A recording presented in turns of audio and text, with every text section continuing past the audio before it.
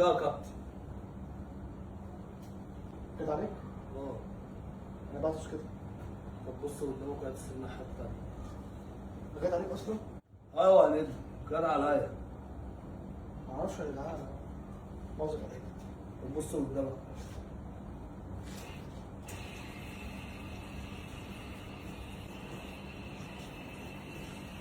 هتسيب! في ايه يا عم؟ ايه يا عم جت عليك؟ قلت لك بص الناحية التانية. يا عم انا ما قصدتش. ايه بس الناحية التانية؟ يا جدعان عندي بوده يا جدعان عندي. يا عم الناحية التانية انت غرقتني. انا ما قصدتش. ايه بس الناحية التانية عشان انت غرقتني. يا باشا انا ما قصدتش. طب عشان انت غرقتني يا برنس. طب انا ما اقصدش. طب اعمل لك ايه؟ طب بقول لك غرقتني. بص الناحية التانية ويعطس. هتسيب! اهو هنا. هنا اهو. هتسيب!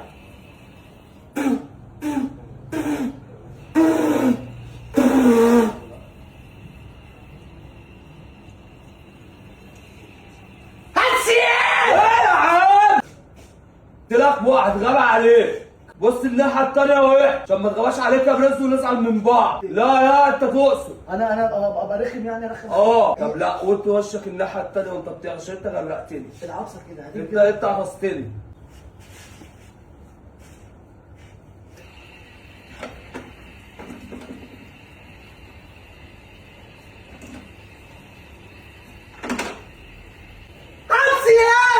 ايه يا عم في ايه؟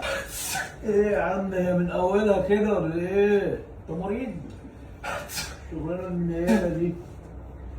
ما تروح يا ابني مستشفى ولا حاجه.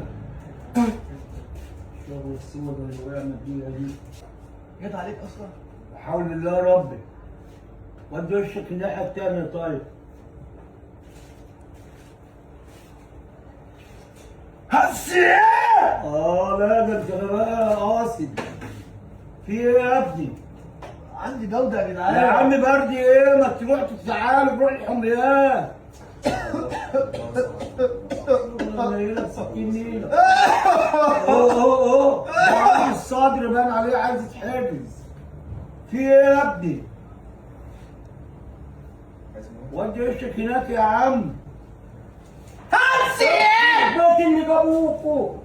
يابا يا عم بنيابه يا عم. اوعى يا عم. ماشي خلاص مسؤول عليا. ويا يجري يا يحلق يا على الرصيف يا. تعبان يا عمو.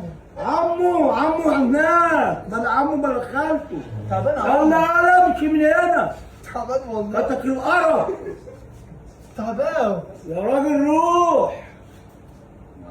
ده يا عم ده جاب لنا المرض يا عم.